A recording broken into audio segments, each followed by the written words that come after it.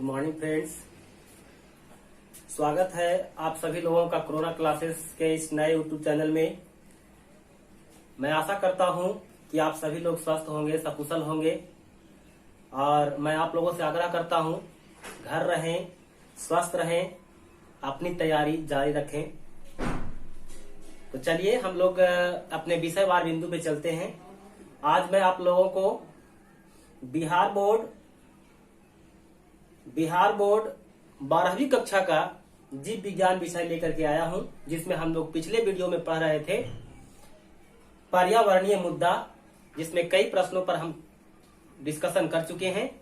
और आज का सवाल है कि जल प्रदूषण क्या है, इसके कारण, इसके परिणाम तथा रोकथाम क्या क्या है। तो पहला बिंदु है वाटर पॉल्यूशन, जल प्रदूषण। जल प्रदूषण क्या है?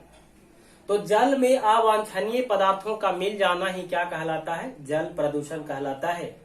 जल में अवांछनीय पदार्थ का मतलब क्या हुआ कि अगर प्राकृतिक रूप से, जैसे जल दो तरीके से प्रदूषित होता है, एक कृत्रिम तरीके से और एक प्राकृतिक रूप से। अगर हम बात करें कि जो धातु होता है, जैसे सीसा है, पारा है, कैडमियम है, आर्सेनिक है, ये सभी जल में अगर घुल मिल जाते हैं और मानवों के द्वारा जो क्रियाकलाप किया जाता है, जैसे कूड़ा कचरा है, बाहित मल जल है, ब्रज पदार्थ हैं, ये सभी अगर जल में मिल जाते हैं तो जल को क्या करता है? प्रदूषित कर देता है, जल को गंदा कर देता है। अर्थात जल प्रदूषण की परिभाषा क्या आया कि जल में अवांछनीय पदार्थों का मिल जाना ही क्या कहलाता है? जल प्रदूषण कहलाता है। जल में अवांछनीय पदार्थों का मिल जाना क्या कहलाता है? जल प्रदूषण। और जल प्रदूषण जो है कई तरीके से हो रहा है, प्राकृतिक तरीके और कृत्रिम तरीके से। एग्जाम्पल के तौर पे आप दीजिएगा सीसा, पारा, कैडमियम, आर्सेनिक, वाहित मल जल, कूड़ा कचरा, इन सभी पदार्थों के घुल मिल जाने से जल प्रदूषित हो रहा है, जो कि आज विश्व के लिए गंभीर समस्या बनकर उभर चुका है। कहा भी जाता है कि जलमेव जीवनम, जल ही जीवन है। जल एक प्राकृतिक संसाधन है मेरे मित्रों, और याद रखेंगे ये जल जो है प्राकृतिक संसाधन है, प्रकृति का दिया हुआ उपहार है, वरदान है, अतः इसका संरक्षण करना चाहिए। आज हर तरीके से जल की बर्बादी की जा रही है।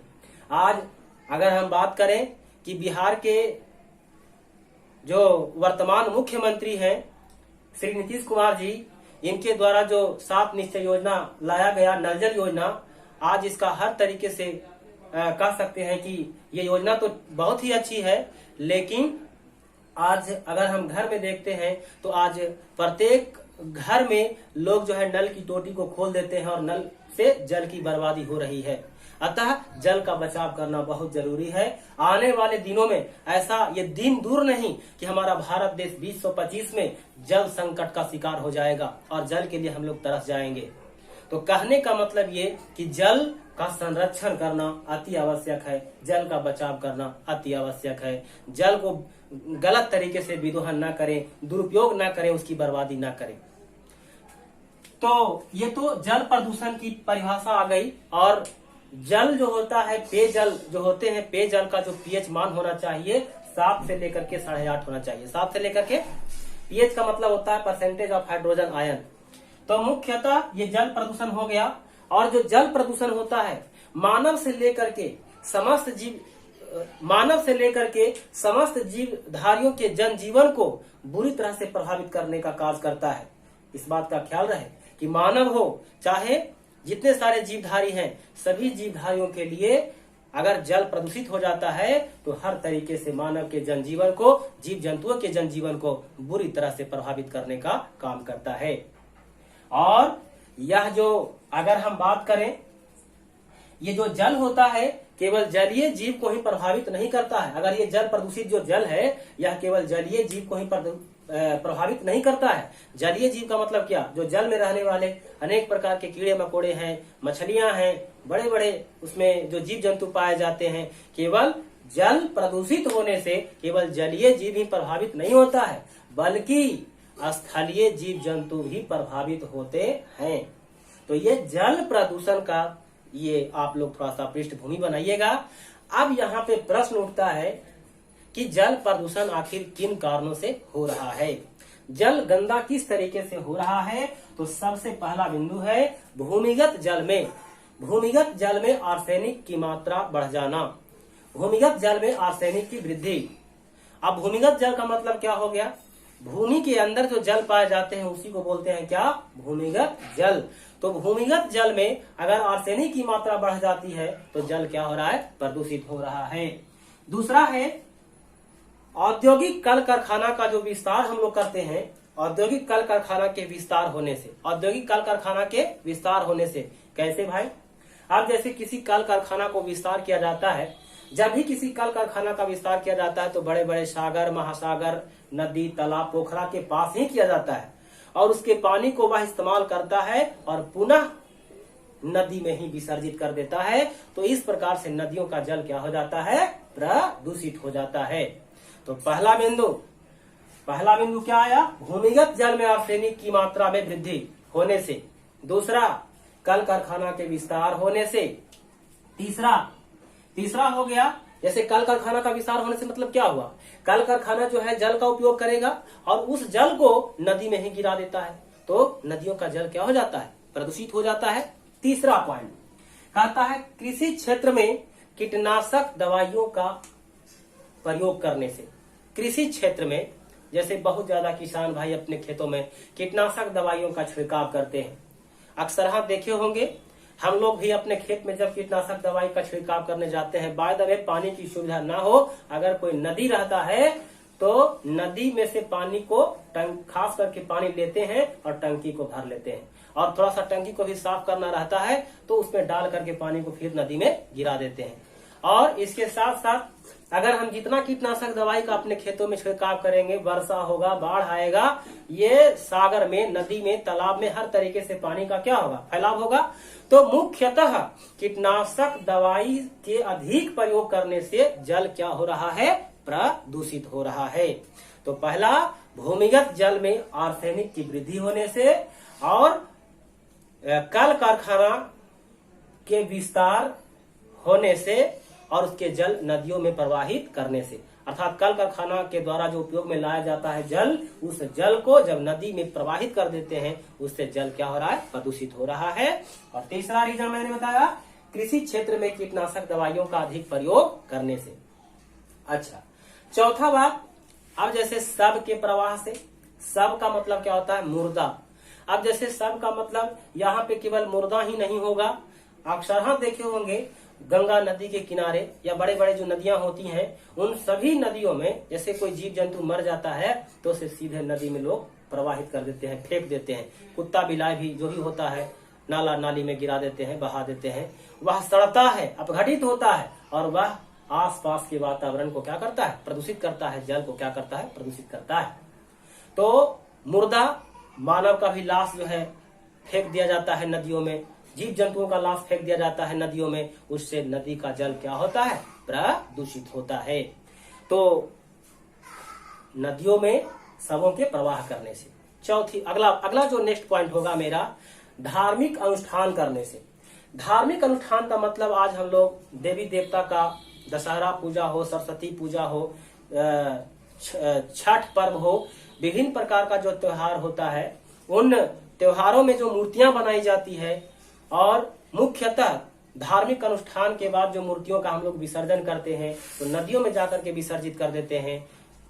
विभिन्न प्रकार का जो अपशिष्ट पदार्थ होता है वो सारा का सारा नदी में जाता है और नदियों के जल को क्या करता है, प्रदूषित करता है। तो और इस प्रकार से पहला तो हो गया भूमिगत जल में आर्सेनिक की वृद्धि होने से, ठीक है जी। अब इसके बाद हो गया कृषि क्षेत्र में कीटनाशक दवाई का प्रयोग करने से, इसके बाद शवों के प्रवाह करने से और अभी हमने क्या कहा, धार्मिक अनुष्ठान से। इसके साथ साथ बहुत सारे किसान भाई क्या करते हैं, वह अपने मवेशी को, मवेशी का मतलब होता है भैंस को या गाय को, जो भी हो, उसे नदियों में धोने के लिए लेकर चले जाते हैं और नदियों में धोने के क्रम में वह उसी में मल का त्याग कर देता है। तो अर्थात कहने का मतलब जल क्या हो जाता है, गंदा हो जाता है, जल प्रदूषित हो जाता है।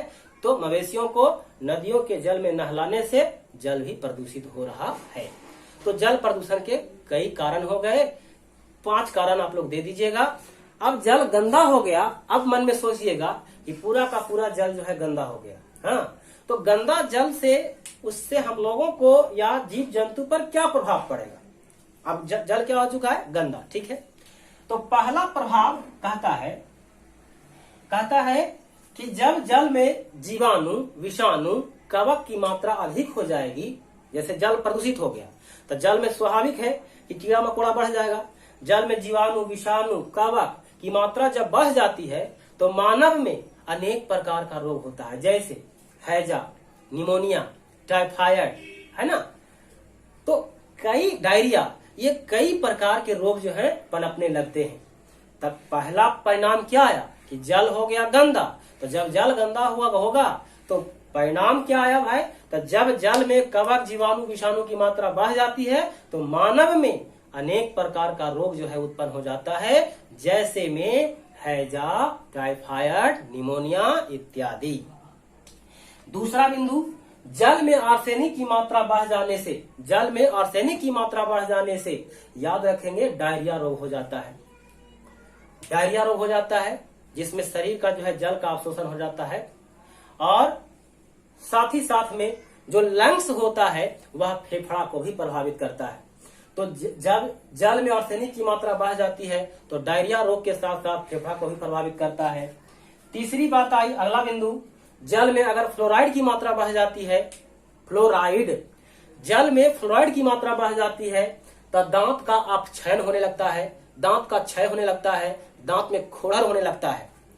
तो कहने का मतलब क्या हुआ, जल में आर्सेनिक बढ़ा, जल में आर्सेनिक बढ़ा तो डायरिया रोग हो गया, जल में फ्लोराइड की मात्रा बढ़ गई तो दांत क्षय हो गए, और साथ ही साथ में अभी मैंने बताया कि जब जल में कवक, जीवाणु, विषाणु की मात्रा बढ़ जाएगी तो मानव में अनेक प्रकार का रोग उत्पन्न हो जाएगा, जैसे में हैजा, निमोनिया, टाइफाइड, है ना, डायरिया इत्यादि।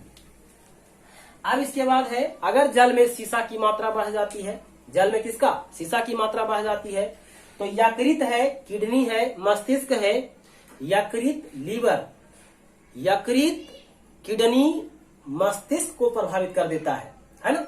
तो इस प्रकार से इसके बाद अगर हम बात करें कि कागज एवं रंगों के उपयोग में, कागज एवं रंगों के उपयोग में मिथाइल व मरकरी के उपयोग करने से जल में पारा की अधिकता हो जाती है, जल में पारा की मात्रा बढ़ जाती है। अभी हमने कहा कि कागज एवं रंगों के उपयोग में, कागज एवं रंगों के उपयोग में मिथाइल व मरकरी के उपयोग करने से जल में पारा की अधिकता बढ़ जाती है।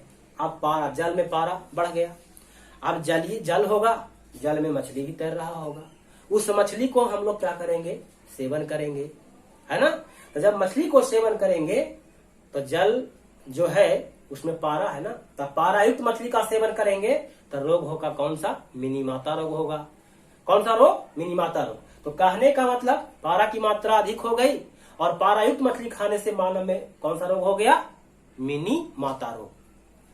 तब पहला जो प्रभाव आया, पहला कारण तो हो गया, प्रभाव या परिणाम।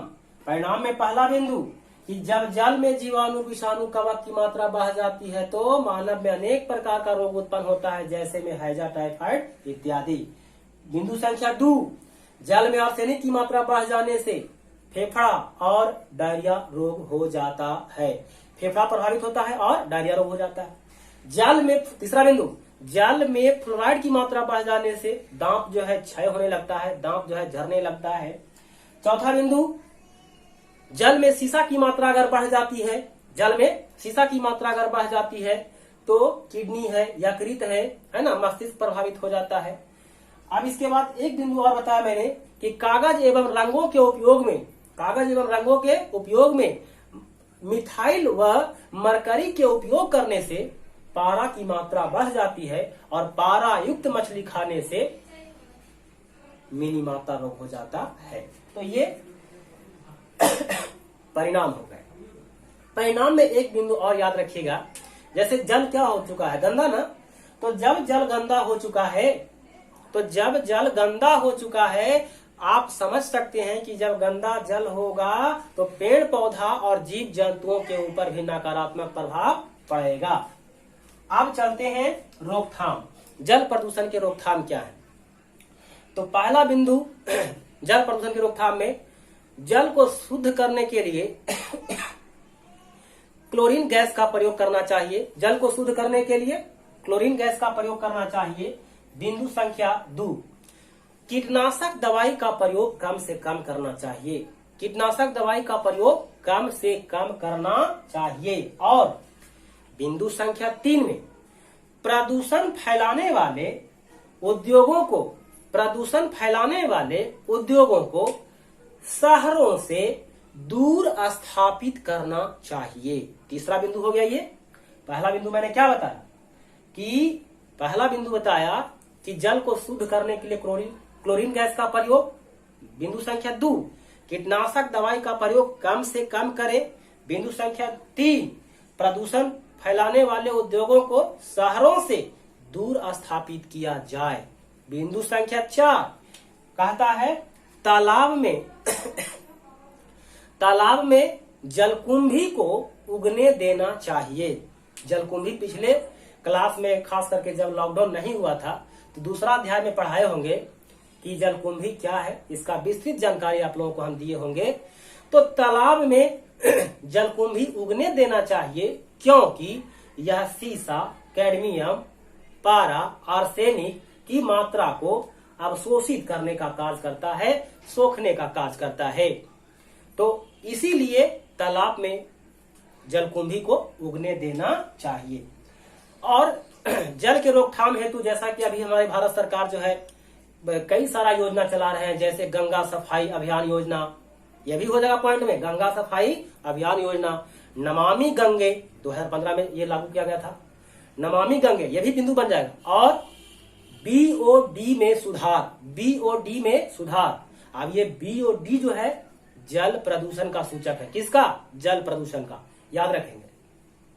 अब बीओडी क्या होता है, इस प्रश्न पर भी हम लोग चर्चा करेंगे। BOD biological oxygen demand. इसका मतलब क्या हुआ कि इसका मतलब ये कि अगर भूमिगत कोई जल है तो उस भूमिगत जल का मतलब क्या कि भूमि के अंदर जो जल है उसमें जितना ऑक्सीजन की मात्रा अधिक होगा वह जल उतना ही शुद्ध होगा। जितना ऑक्सीजन की मात्रा कम होगा उतना ही वह गंदा होगा, अशुद्ध होगा। ठीक है, तो बीओडी का पूरा नाम बायोलॉजिकल ऑक्सीजन डिमांड। बीओडी में सुधार कब होगा? जब हम लोग औद्योगिक कूड़ा कचरा, जो औद्योगिक कल कारखाना के माध्यम से जो कूड़ा कचरा निकलता है उसको नदी में हम लोग प्रवाह करने का काम नहीं करेंगे। अच्छा, तो इतनी सारी बिंदुएं आ गई। इन सभी बिंदुओं के माध्यम से जल प्रदूषण पर हम लोग रोक लगा सकते हैं। तो इस प्रकार से इस द्विउत्तरीय सवाल का उत्तर जो है समापन होता है। और मैं अपने सभी छात्रों से, जो भी हमारे इस वीडियो को देखने वाले विद्यार्थी हैं, मैं अपने सभी विद्यार्थियों से नम्र निवेदन करता हूं कि आप सभी विद्यार्थी किसी भी प्रकार का सवाल अगर समझ में ना आए, किसी प्रकार का कोई प्रश्न हो तो आप कमेंट जरूर करें, है ना, और ताकि मैं आपकी समस्याओं का निवारण कर सकूं, क्योंकि आपकी समस्या का निदान ही मेरा करना परम कर्तव्य है। और इसी प्रकार से हम अपनी वाणी को विराम देते हैं। बहुत बहुत धन्यवाद।